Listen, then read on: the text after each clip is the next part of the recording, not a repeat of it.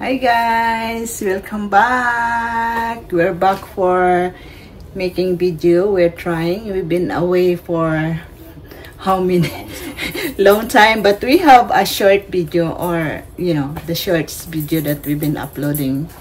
We are away. We go vacation in the Philippines, and now we are back in the US. So welcome back to Joran Maria. So kumusta? Mabuti naman, ikaw? So, mabuti kaming dalawa. Everybody's fine. Trying to get back to normal because of the jet lag. So, for this video, we're trying to make our lunch. It's late already. It's like 10:32. So, we do some cooking, guys. So, join with us. Peace. So, guys, kanina, bago ako pumunta ng, ng store, nagpakulo na ako ng munggo. We're cooking for munggo today, or mung beans. Yeah. So, nagpakulo na ako ng munggo, guys. Kunti lang yan, kasi ako lang ang kakain. And ita-transfer natin yan sa container. And then, we start to gisa-gisa. We start to fry some ingredients. So, guys, ito yung mga ingredients ng ating munggo. Gusto kong lagyan ng chicken kasi we've been cutting up our meat. So, instead of pork nang hahalo natin, I choose to have chicken. So, I marinated chickens with pepper, salt, and a little bit soy sauce, our munggo. And lalagyan ko siya ng string beans and kalabasa. So, why I separate this? Because I'm gonna cook separately the vegetable for my husband. I don't know if you're eating this one, but I think I'm gonna just stir fry string beans and kalabasa. And then I have spinach here. Ang malunggay natin ay maliit pa, so I'm gonna put some spinach, baby spinach. Of course, tomatoes, onions, garlic, and ginger. So, para walang langsa. So, that's our ingredients. And I have here some chicken barbecue. I think I'm gonna put that in the fryer.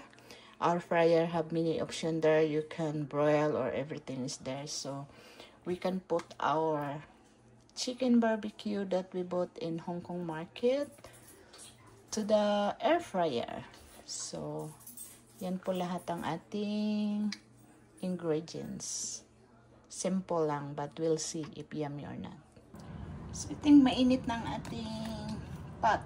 Kailangan natin lagyan ng mantika. Iisa ko muna yung chicken konti, and then isusunod natin ng ating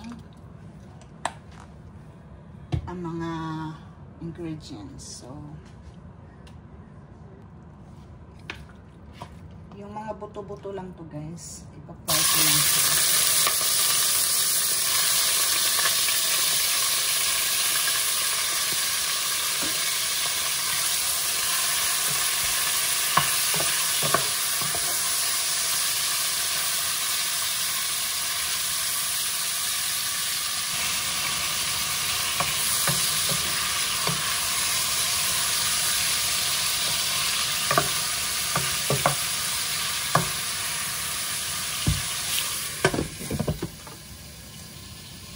Okay na po siya, guys.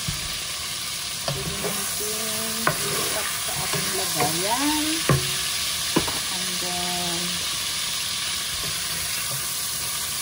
ilipat natin ang ating mga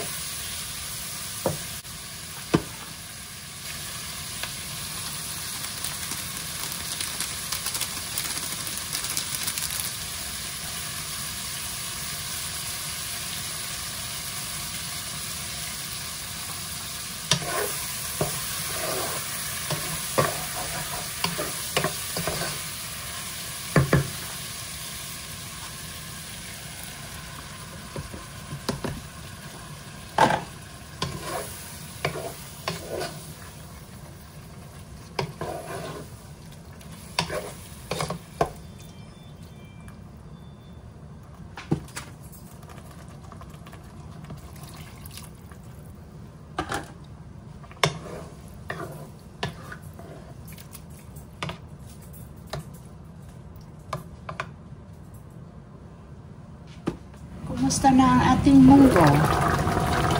Beans. My husband is not familiar about this kind of munggo. But as Filipino, sometimes we crave this kind of food. Of course, the rice especially in this house cannot be without rice. So, ilagay natin dyan ang ating gulay. Samahin ko na siya. And then, lutuin lang natin yan ng couple of minutes. And we'll be back. So, nakapagsaing na pala ako, guys. Rice is life. Ayan. And then, check natin ang barbecue ni Mr. na nilagay ko sa air fryer. As you can see, that's look yummy. So, if you are worried about the stick there, while I put this on the air fryer, it's safe naman po as long you always check your air fryer para hindi masunog yung stick. So, yan. Ready na ang kanyang lunch. Naluto ko na din pala ang kanyang gulay here. And I hope he will enjoy it. Ang ating munggo. Munggo. Kunting luto na lang, guys. Wala na siyang tubig. But that's fine. Kunting kulo. We put the baby spinach. And we are all good for lunch. Gusto ang ating gulay. I think it's ready na. We need to add our baby spinach. And good to go.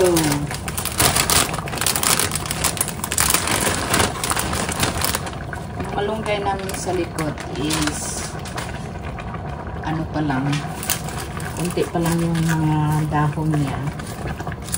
Kaya hindi muna natin yung galawin. Instead of malunggay, baby spinach. Parang malunggay na din yan, guys. Ano bang spinach sa Pilipinas? Yes lang siguro yan.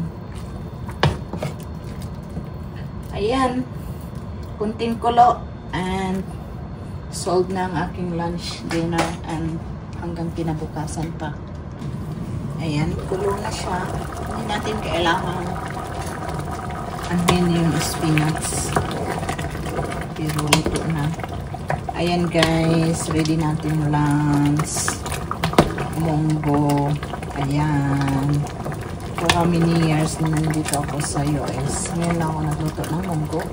Kasi I don't know if Jeron want to eat it. But I decided to separate cook food for me and food for him. Solved na ako dito. Yay! Thank you, Lord, sa mga blessings and for the food. Salamat, guys, for watching. See you in our next vlog. Bye!